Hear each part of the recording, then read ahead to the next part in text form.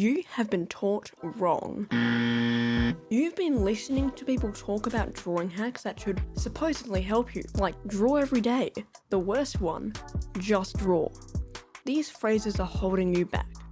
Why? They just keep you busy. But these 10 drawing exercises, they're proven to fast track your artistic growth, and I'll show you exactly how. One of these exercises is so simple, yet it is one of the best exercises. Stay tuned for that one. Let's start with something that builds confidence in your lines, because wobbly strokes can kill even the best of ideas. Pick any object, a coffee mug, your shoe, and draw it without lifting your pencil. The line must flow continuously. Artists use this to practice fluidity and rhythm, and this exercise lays the foundation for that skill. Just keep your pencil moving, even if it feels quite awkward.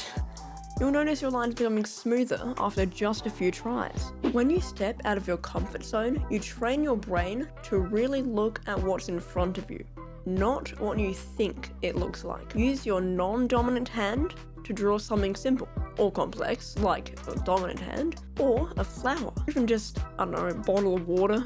It's a good way to loosen up before creating your art. It won't look great, and that's okay. You're learning. Most of us draw what we think we see, not what's actually there. This exercise flips that habit on its head, literally. Take a reference photo, trace it, turn it upside down, and redraw it that way. This technique is from the book Drawing on the Right Side of the Brain. Focus on one line or shape at a time. Don't try to guess what it is, just copy it. By the end, you'll surprise yourself with how accurate it looks. And even if it doesn't look accurate, it's very good for teaching you how to think differently with art. This one teaches you to trust your eyes and not your inner critic. Stare at your subject and draw it without looking at your paper. No peeking. Life drawing classes often use this to sharpen observation skills. Pick something simple, like a coffee mug, and look only at the coffee mug, and let your pencil move naturally around the contours of said coffee mug. Do this for 5 minutes a day, and you'll notice a shift in how you see details and proportions. The other thing is that this one is another one that's very annoying and will frustrate you a lot. Don't worry, it's called learning. It's tough. If you can't draw smooth curves, you'll struggle. This fixes that. Fill a page with 100 circles of varying sizes. They don't have to be perfect, but aim for consistency. It doesn't even have to be 100, it can be like 25 or something.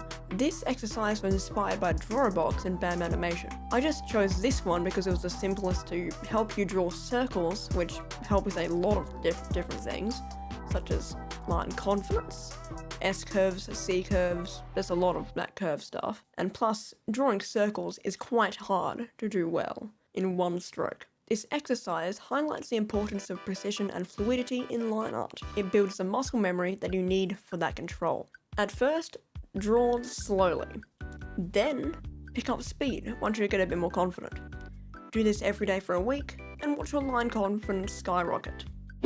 Creativity isn't magic, it's a skill that you can train. This exercise gets your brain into problem-solving mode.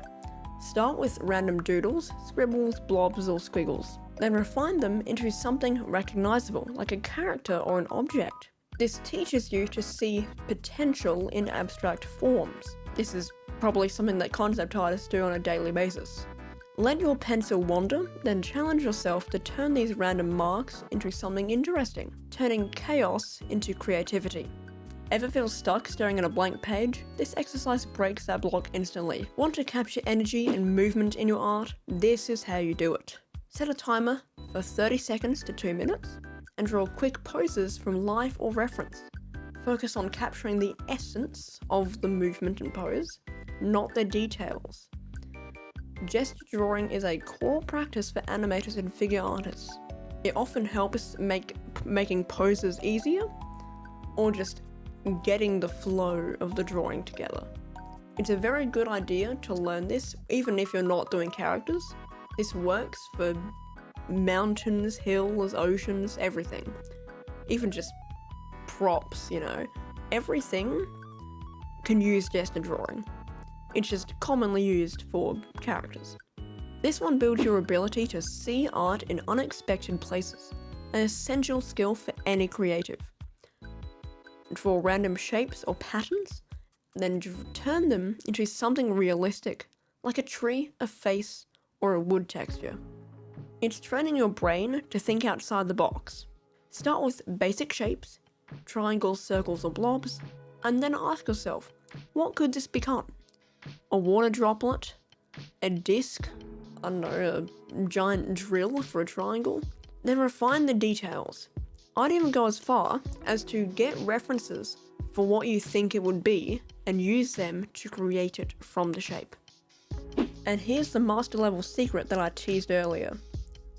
The best way to learn is to study the GOATs, but not by copying them, instead adapting their work to your style. Take a piece by a famous artist, like Van Gogh, any Riot Games splash art, or Picasso, and recreate it using your own techniques. This has been a go-to exercise for centuries, from art school students to modern illustrators. It teaches composition, technique, and style all at once. Choose a piece that resonates with you, study its lines specifically. Does it have a straight line, a curve, or an S-curve? Then reimagine it with your twist. The goal is not perfection, it is integration. Consistency is where growth happens. This exercise makes it impossible to miss.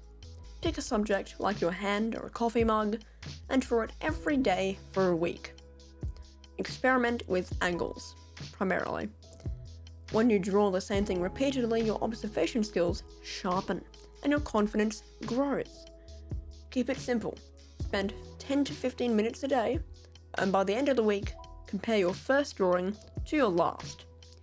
You will see an immense difference.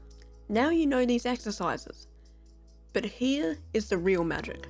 They're not just rules to follow, they're tools to play with. Art shouldn't feel like a chore, and these exercises, they're your playground. Think about it.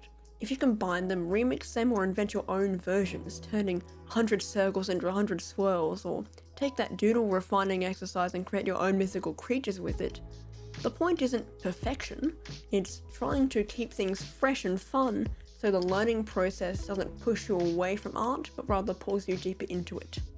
Imagine this, you're doing gesture drawings, but instead of just figures, you're capturing the poses of your favourite characters, or even your pet mid-zoomie.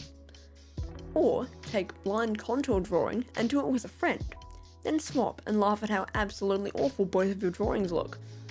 These exercises aren't set in stone, they're meant to grow with you and spark your creativity. Here's the secret, the best artists don't just practice, they play. It's what keeps their passion alive. So take these exercises, make them your own, and rediscover the joy that got you into art in the first place. Don't let rigid rules hold you back. These exercises are your toolbox. Use them, mix them, and carve out your own path from them. And hey, if you want to keep growing, check out my video on how to draw the other eye if you like, drawing faces and people.